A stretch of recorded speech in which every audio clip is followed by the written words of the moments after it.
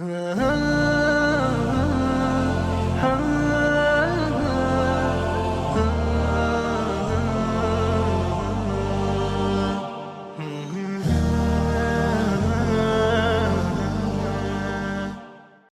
علیکم ورحمۃ اللہ وبرکاتہ۔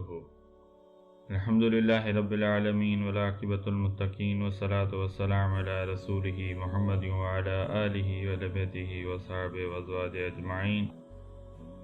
ایاک نعبد وایاک نستعین، رب اشرح لی صدری ویسر لی امری واحلل عقدۃ من لسانی یفقہوا قولی۔ اللہم انفعنی بما علمتنی وعلمنی ما ینفعنی وزدنی علما والحمدللہ علی کل حال۔ اما بعد، اعوذ باللہ من الشیطان الرجیم، بسم اللہ الرحمن الرحیم۔ غزوہ احد۔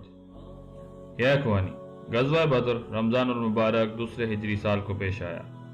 13 ماہ بعد مشرکین مکہ نے پھر سے ایک فوج تیار کی اور مدینے پر چڑھائی کرنے کا فیصلہ کیا۔ پورا قریش بدلے کی آگ میں بھڑکا ہوا تھا۔ ابو سفیان نے قسم کھائی تھی کہ جب تک بدر کے مقتولین کا بدلہ نہ لے لوں تب تک نہ خوشبو لگاؤں گا نہ ہی چارپائی پر سوؤں گا۔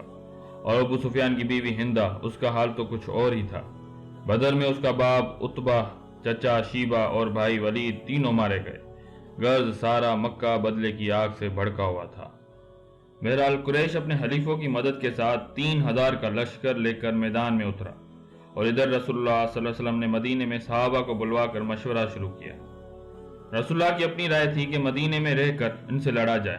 اتفاق سے رئیس المنافقین عبداللہ بن ابی کی بھی یہی رائے تھی۔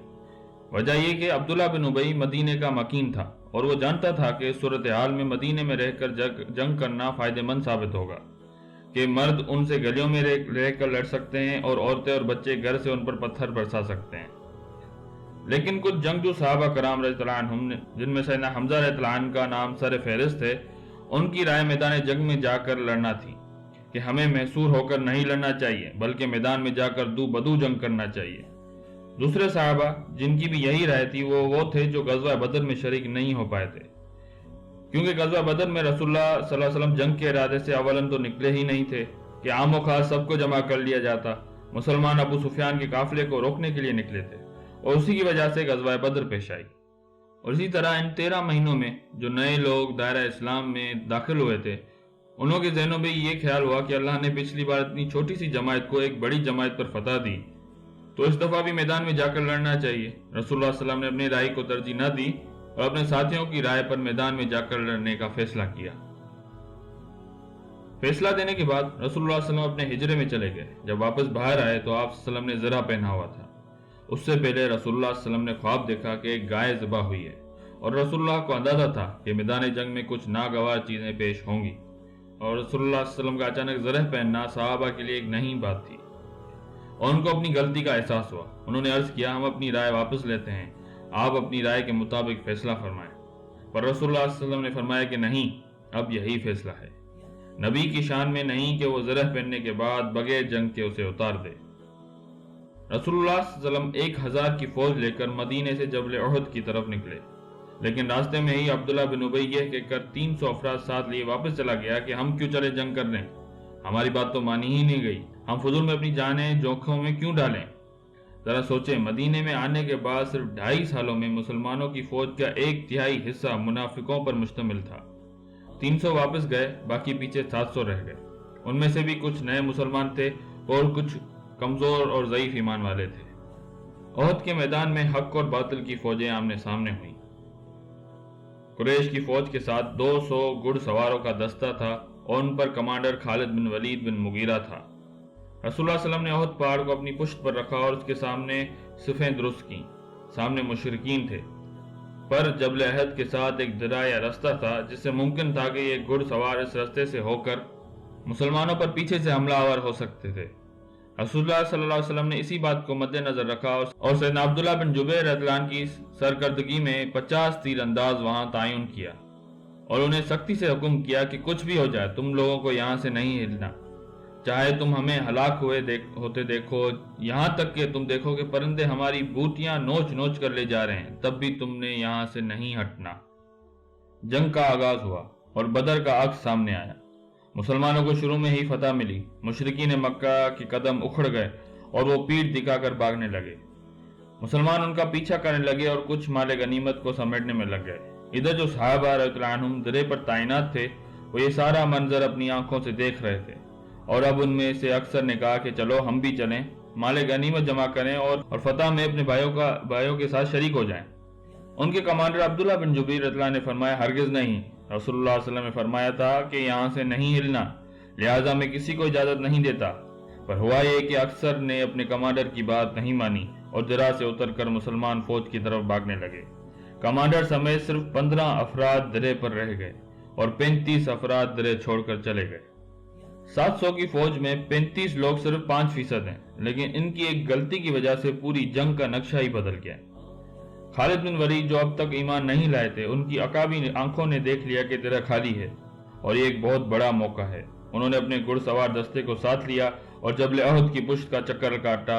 रास्ते में ये दरा था, वहां बकाया 15 सहाबा शहीद हो गए और खालिद बिन वलीद अपने 200 घुड़सवार दस्ते के साथ मुसलमानों पर टूट पड़ा और मुसलमान दोनों तरफ से पिस गए।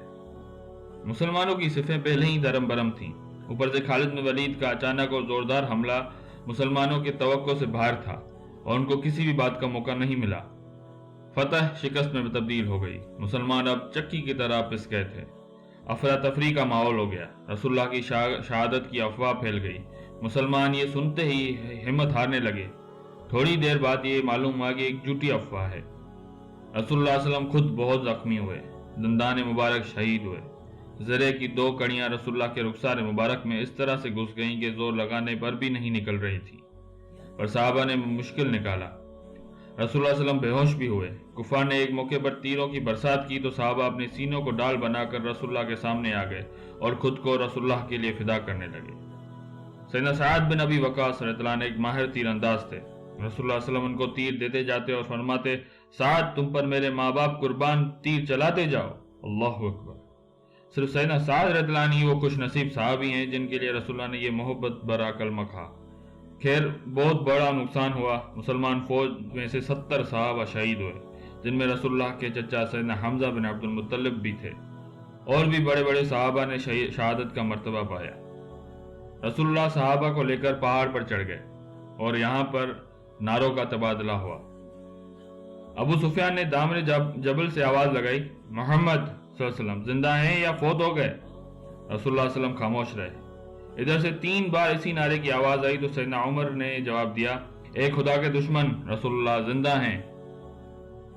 देखो ये यौम बदर का बदला है जो आज हमने चुका लिया। सैयदना उमर ने जवाब दिया, तुम्हारे मकतूल जहन्नम में हैं, जबकि हमारे शहीद शोहदा जन्नत में हैं। अबू सुफियान ने फिर नारा लगाया, अलल हुबुल। रसूलुल्लाह ने फरमाया, जवाब दो, अल्लाह अज़्ज़ व अजल। अबू सुफियान ने फिर कहा, लना उज़्ज़ा वला उज़्ज़ा लकुम, हमारे लिए तो उज़्ज़ा है जिसका साया हमारे सरों पर है, तुम्हारे लिए कोई उज़्ज़ा देवी नहीं। रसूलुल्लाह सल्लल्लाहु अलैहि वसल्लम ने फरमाया, जवाब दो, अला मौलाना वला मौला लकुम, अल्लाह हमारा मौला है, हमारा पश्त पनाह है, हमारा मददगार है, तुम्हारा कोई मौला नहीं। फिर अबू सुफियान ये कहकर अपने लश्कर को साथ लेकर वापस गया कि अगले साल यहीं फिर मुकाबले के लिए मुलाकात होगी। ग़ज़वा अहद के बाद के 2 साल रसूलुल्लाह और सहाबा के लिए निहायत परेशान कुन और तकलीफ दे रहे, क्योंकि ग़ज़वा बदर की फतेह का जो रौब और हैबत थी वो बहुत हद तक खत्म हो गई थी। मुसलमानों के हौसले पिस्त थे और वो मायूस बैठे थे। इस मौके पर अल्लाह जल्ल शानो ने अपने हबीब सल्लल्लाहु अलैहि वसल्लम पर आयत नाजिल करके रसूलुल्लाह और सहाबा को तसल्लियां दी। इन यमसस्कुम फरहुन फक़द मस्सल कौम करहुम मिस्लुहु, मुसलमानों क्यों दिल शिकस्ता होते हो? अगर तुम्हें जख्म लगा है तो तुम्हारे दुश्मनों को भी ऐसा ही जख्म लगा था, पर उन्होंने हिम्मत न हारी थी। वो बदर में अपने मकतूल और कैदी छोड़ गए थे, लेकिन फिर फौज तैयार करके आए। तुम क्यों हिम्मत हारते हो? वतिलकल अय्याम नुदाविलुहा बीनन नास, ये तो जमाने के नशे व फराज हैं जिन्हें हम लोगों के दरमियान गर्दिश कर देते रहते हैं। घबराओ नहीं। वला तहिनु वला तहज़नु व अंतुमुल अअलौना इन कुंतुम मुमिनीन, दिल शिकस्ता न हो, गम न करो, तुम ही गालिब रहोगे अगर तुम मोमिन हो। इन आयत मुबारक के बाद मुसलमानों को तसल्ली हुई और वो खुद को संभालने लगे। तो या अख़वानी, ये आज के लिए इंशाअल्लाह हाजिर होंगे अगली वीडियो के साथ। अल्लाह मेरा कहना और आपका सुनना कबूल फरमाए और हमें रसूलुल्लाह की ज़िंदगी पर अमल करने की तौफीक अता फरमाए। आमीन। फ़ी अमानिल्लाह।